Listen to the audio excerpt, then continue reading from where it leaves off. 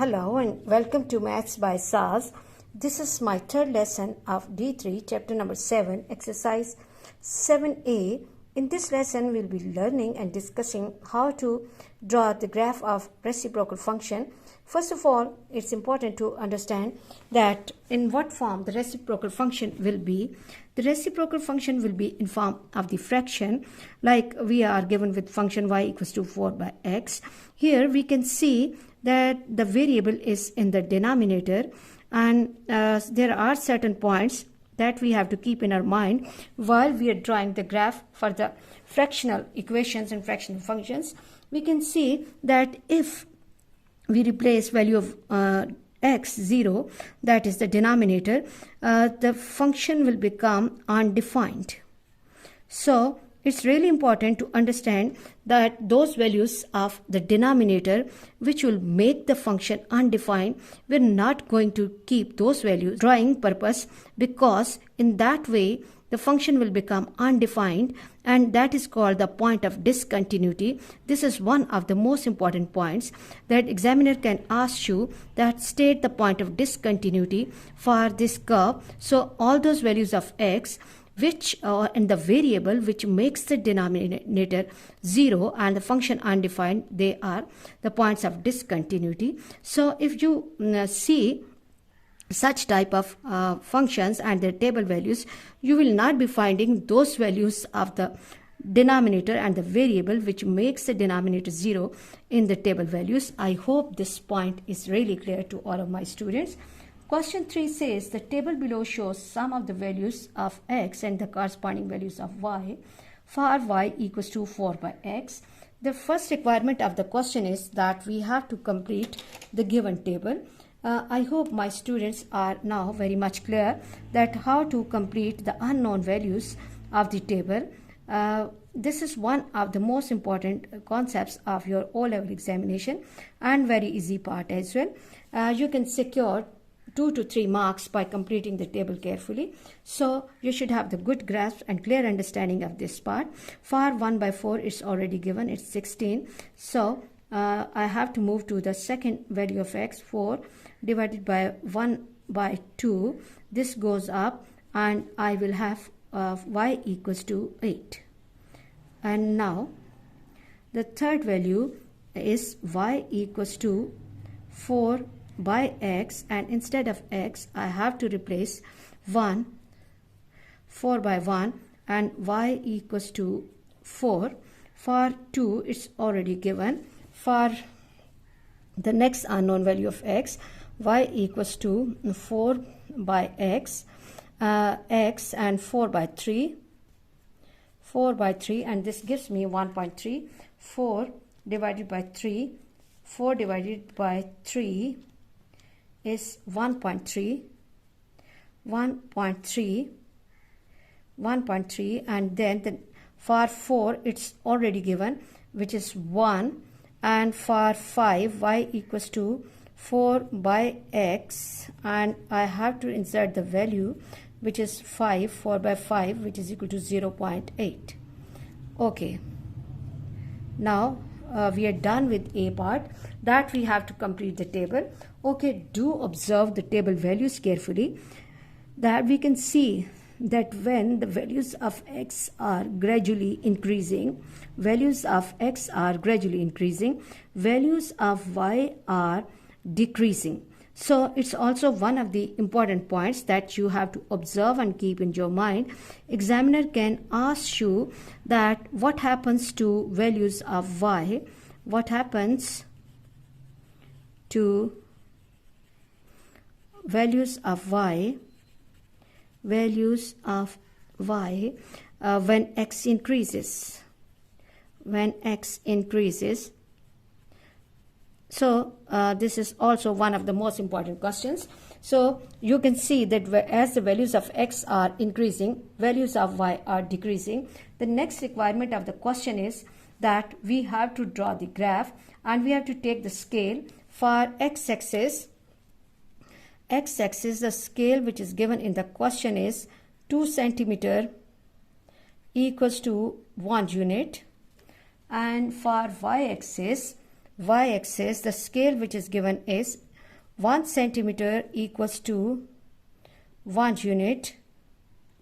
Okay, 1 unit and 1 unit. Okay, now it's again really important to follow the instructions which are given in the question and what are directions given for the scale for x-axis and y-axis. So according to the given instruction, for x-axis I have to draw x-axis 2 centimeter equals to 1 unit, and for y-axis I have to take 1 centimeter equals to 1 unit. I hope you are clear about these two parts, and it's a time to go for the plotting of points. And I always ask it to my students to go in the sequence. Do not mark the points abruptly. First, it's 1 by 4, which is 0.25. 1 by 4 is 0.25, and 1 by 2 is 0.5. So as we have 2 big blocks gap for 1, so this is a position for 0.5 and this is a position for 0.25, half of the half. And now I have to move upward towards 16. I have to reach at 16, 14, 15 and 16. So this is a place for 16. Then the second point is half. This is a position for half, and for half I have to reach in front of 8. I have to reach in front of 8. For 1 it's 4. For 1 it's 4. Okay. For 2 it's 2. For 2 it's 2. For 3 it's 1.3. This is 3 and 1.3. Okay. 1, 2 and 3 small blocks. Let me count small blocks carefully. This is the first small block, this is the second small block, this is third small, 1.3. For 4 this is 1, so point will be coming here, and 5 this is 0.8, very easy scale, and the point will be coming here. Okay, now it's a time to join all the points with the help of smooth curve and soft pencil. In the beginning, do not draw the dark curve because maybe you need to remove that curve, and in that way that can leave the impact on your graph. And then afterwards students, you can go for the perfection of your curve, and you can see I'm going with soft hand. Okay, and yes, not the bad sketch. Let me rub this portion and let me join these 2 points again so that I can have the better graph. Yes, it's okay now. And now students, it's the time to join all the points with the help of perfect pen, because your papers will be going for checking in the scanner and the pencil work will not be scanned at all. So please, whenever you are submitting your work, you have to submit it with the permanent pen. Okay, my graph is not giving the good impact when I'm making the curve perfect. Okay, now it's better. And then join these 2 points.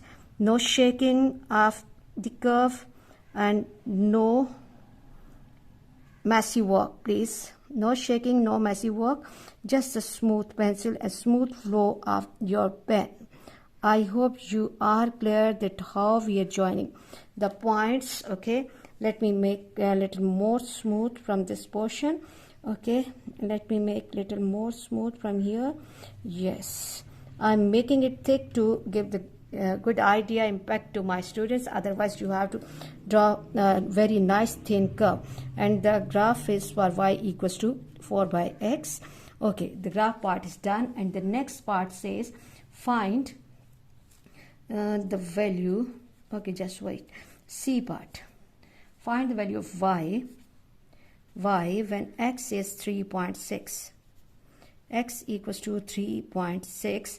So what we have to do, we have to reach at x 3.6. This is x 3.5 and this is almost 3.6, 3.5.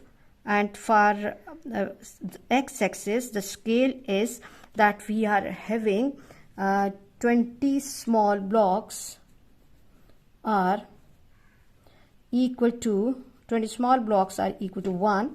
20 small blocks, 1 small block 1 over 20 1 divided by 20, and this gives me 0.05. 0.05, and we need the value 3.6. 3.6 divided by 0.05, and this gives me around 72 blocks. This is 20, this is 40, this is 60, this is 70, and this is 72 blocks. 3.6, and let me join this place towards the curve. I have to drop the perpendicular towards the curve, this one, and then I have to join it towards other side. 3.6, 3.6, and this is approximately 1.1. Approximately 1.1.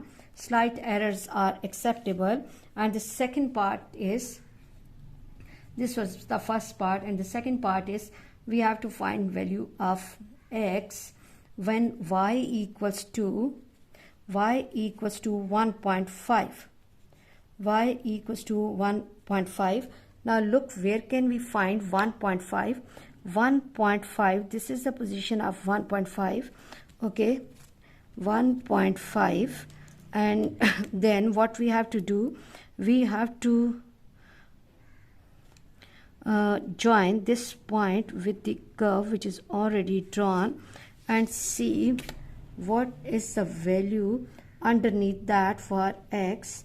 Okay, this is coming 2.5 and almost 2 blocks after, so this is 2.6 approximately. And let me make the previous lines perfect so that my students can see that more clearly. Okay, I hope students this is really interesting work and easy work, and you can easily secure marks in this concept. So please watch this lesson and try to understand the lesson before next class. Please watch my lessons, like, share and subscribe the channel, and press bell icon to get the notification of every lesson in time. Thank you very much.